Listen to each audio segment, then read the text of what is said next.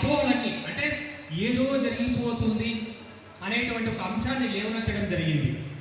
వాస్తవంగా ఈ బిల్లు యొక్క ఉద్దేశం కేంద్ర ప్రభుత్వం ఎందుకు తీసుకొచ్చిందనే ఉద్దేశానికి వెళ్తే ముస్లిం సామాజిక వర్గంలో ఉన్నటువంటి పేద బడుగు బలహీన వర్గాల మేలు కోసం తీసుకురావడం జరిగింది బిల్లు.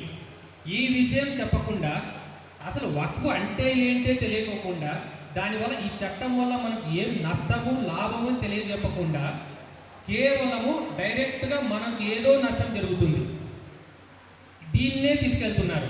అది తప్పు. అలా కాకుండా ఫస్ట్ చట్టం ఏంది, అంతకంటే ముందు వక్ఫ్ అంటే ఏంటి.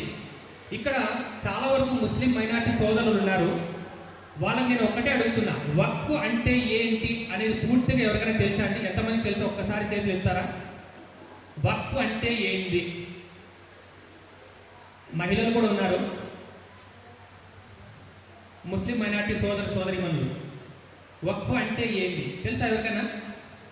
తెలియదు.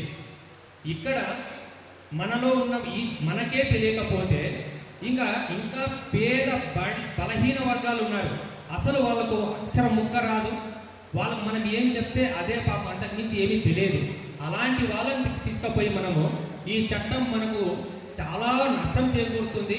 మన మసీదులు, మన దర్గాలు, మన కబరస్థాన్లు, మన ఖాన్ఖాలు, మన లాస్ట్కు మన ఇల్లు ఆస్తులు కూడా దోచేసుకుంటారు అనేటువంటి దుర్మార్గమైనటువంటి ఈ యొక్క వాదన తీసుకపోతే పాపం నమ్మక ఏం చేస్తారండి వాళ్ళు? వాళ్ళ దగ్గర వేరే ఆప్షన్ ఉందా? లేదు. ఏమీ తెలియని వాళ్ళ దగ్గరకు పోయి అంత మూర్ఖంగా అంత అనాలోచితంగా మనం ఏదైనా చెప్తే వాళ్ళు నమ్మేస్తారు పాపం. అలా నమ్మి ఈరోజు దేశవ్యాప్తంగా లక్షలాది మంది వక్ఫ్ బిల్లు రద్దు చేయాలంటారు పాపం వాళ్ళు. ఎందుకంటే వాళ్ళకి ఏం తెలియదు అసలు. ఈ విషయం మీద అవగాహన కల్పించడానికి ఇలాంటి కార్యక్రమాలు దేశవ్యాప్తంగా నిర్వహించడం జరుగుతూ ఉంది. కాబట్టి ఎవరు కూడా ఇంతకు ముందు కూడా మేము చాలా వరకు వీడియోలు పెట్టాము, సోషల్ మీడియాలో వైరల్ అవుతూ ఉన్నాయి. వాటిని కూడా మీరు ఒకసారి వీలైతే వినండి. ఇప్పుడు పెద్దలు చెప్పే విషయాలు కూడా వినండి. ఫస్ట్ వక్ఫ్ అనగానే మనకు ఎవరైతే పేద ముస్లిమ్స్ ఉన్నారో వారి సంక్షేమం కోసం కొంత ఆస్తిని దానం చేయడం.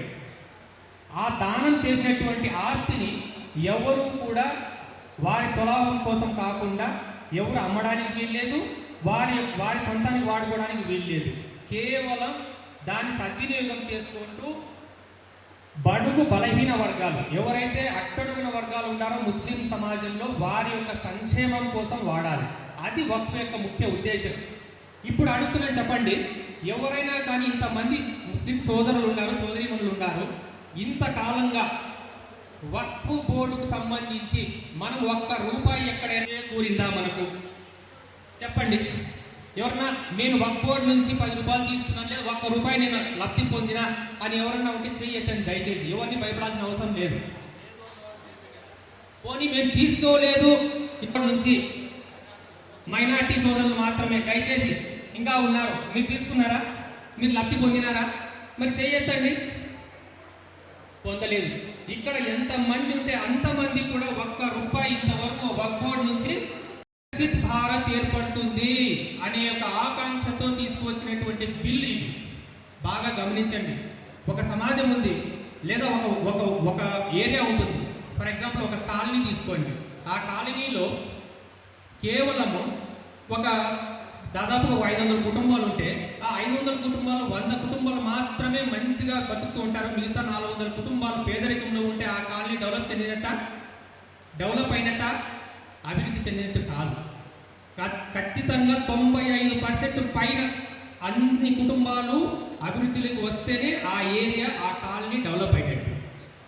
అలానే 145 కోట్ల మందికి నివసిస్తున్నటువంటి ఈ భారతదేశంలో కేవలం ఒక ముస్లిం సామాజిక వర్గం మాత్రమే అట్టడుగున ఉండిపోయి మిగతా వర్గాలన్నీ పైకి వెళ్తున్నాయంటే ఆ దేశం అభివృద్ధి చెందుతుందా? చెందదు.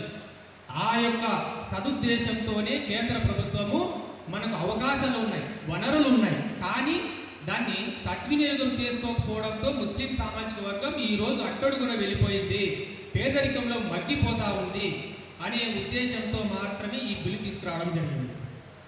దీని మీద దయచేసి ఎవరు కూడా అపోహలు పోవద్దండి.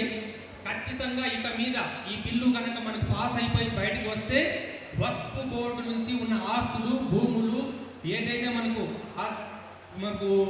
షాప్స్ కానీ ఇలాంటివి ఉన్నాయో, వనరులు ఉన్నాయో, వాటి నుంచి మనకు వచ్చే ఆదాయం అంతా మనకు ఖచ్చితంగా మనకు లబ్ధి చేయబోతుంది. మనము బాగుపడతాము, మన సామాజిక వర్గం మొత్తం బాగుపడుతుంది, మన పిల్లలకు మంచి స్కూల్స్ వస్తాయి, హాస్పిటల్స్ వస్తాయి, మంచి వైద్యం అందుతుంది, మంచి అభివృద్ధి జరుగుతుంది, యువతకు ఉపాధి దొరుకుతుంది. సో ఇలాంటి అవకాశాలన్నీ కూడా కంప్లీట్గా మనకు 100% మన ముస్లిం సామాజిక వర్గం అభివృద్ధి చెందడానికి తప్ప ఎక్కడా కూడా నష్టం జరగడానికి లేదు అనేటువంటి ఈ అంశాన్ని మీరు బాగా గుర్తుపెట్టుకోండి. ఒకవేళ ఎవరైనా మీ దగ్గరికి వచ్చి అయ్యా ఈ వక్ఫ్ బోర్డు వల్ల మనకు నష్టం జరుగుతోంది అని ఎవరైనా అంటే దయచేసి వాళ్ళని ఒక 5 నిమిషాలు కూర్చోబెట్టుకొని టీ ఇచ్చి, మంచినీళ్ళు ఇచ్చి, ఒక మజ్జిగ ఇచ్చి వాళ్ళని కూర్చోబెట్టుకొని అడగండి, అయ్యా ఎక్కడ నష్టం జరుగుతూ ఉంది, ఏ విధంగా నష్టం జరుగుతూ ఉంది, ఇంతవరకు ఎక్కడైనా నష్టం జరిగిందా మాకు, పోనీ దానివల్ల మాకు ఏమైనా లబ్ధి చేకూరిందా, ఇప్పుడు నష్టం జరుగుతుంది అంటున్నారు, ఏ రకంగా నష్టం జరుగుతుంది అని అడగండి వాళ్ళని. ఇది అడగకోకుండా ఆయన ఎవడో నేనే ఉన్నా, నేను వచ్చి అయ్యా మీకు మనకంతా నష్టం జరుగుతుందంటే పదా పని ఎగరేసుకుంటా పోతే ఎట్లనే ఉంటుంది. అట్లా కాదు, వాళ్ళని కూర్చోబెట్టుకుని అడగండి, ఎట్లా నష్టం జరుగుతుంది, ఎక్కడ నష్టం జరుగుతుంది, ఏ విధంగా నష్టం జరుగుతుంది అని అడిగినప్పుడే మనకు ఖచ్చితంగా వాడు సమాధానం చెప్పలేక అరే వీళ్ళు వినేటట్టు లేరా, వీళ్ళు తెలుసుకున్నారు దాని గురించి అని అప్పుడు ఊరికైపోతారు. దయచేసి దాని గురించి ఖచ్చితంగా చదవండి. మనకు లేకపోతే ఇందాక పాంప్లెట్ ఇచ్చాము, మనకు చదువు రాకపోతే మన పిల్లల దగ్గర, చదువుకున్న వాళ్ళ దగ్గర చదివించుకొని దానివల్ల నష్టం ఏంటి, లాభం ఏంటి, మన భావితరాలకు ఏ విధంగా మనకు ఉపయోగపడుతుందనే విషయాన్ని మనము గమనించి తర్వాతనే వెళ్ళండి. అంతేగాని ఎవడో వచ్చి ఏదో చెప్తే దాన్ని మనం ఊరికనే గొరిదాటుగా పోకూడదు అనేది నా ఉద్దేశం. దయచేసి నేను చెప్పిన దాంట్లో ఏదైనా తప్పులుంటే, ఇంకా చాలా ఉంది, చాలా చెప్పాలనుకుంటున్నా, పెద్దలు చాలామంది ఉన్నారు వక్తలు, సమయాభావం వల్ల ఇంతతో ముగిస్తున్నాను. ధన్యవాదాలు.